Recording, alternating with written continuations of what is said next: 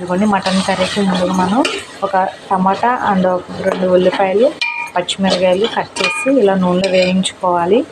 ఒక 5 మినిట్స్ వరకు మీడియం ఫ్లేమ్లో పెట్టుకొని వేయించుకున్నాం.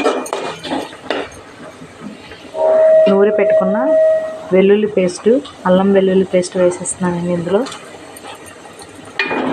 ఇలా వేసుకోవడం వల్ల ఏంటంటే మనకి పచ్చి వాసన అనేది పోతుంది. సో మనం ఇలా నూనెలో అల్లం వెల్లుల్లి పేస్ట్ కలిసేలాగా తిప్పుకున్నాం.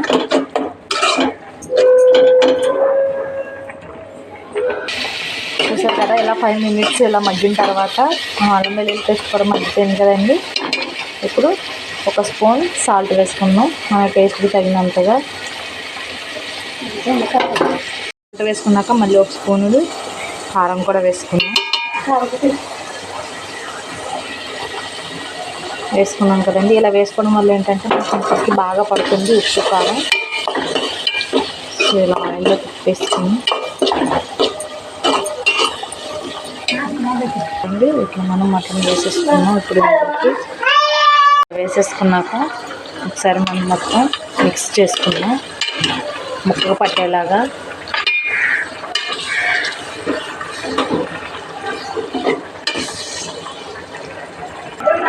చూసారు కదండి, ఇట్లా చక్కగా మిక్స్ చేసుకున్నాను. ఉప్పు కారం కలిసేలాగా మొత్తం ముక్కకి పట్టించేలాగా కలిపేసుకున్నాను.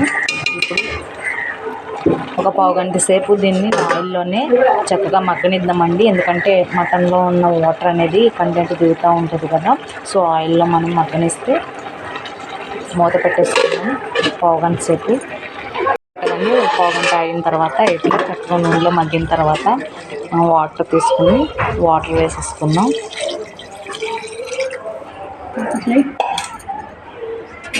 చూస్తారు కదండి, అలా కొంచెం వాటర్ వేసేసుకుని అరగంట సేపు మీడియం ఫ్లేమ్లో పెట్టుకున్నాం. చూసారు కదండి, ఇలా ఉడికిన తర్వాత లాస్ట్లో ఫైనల్గా మనం మసాలా వేసుకొని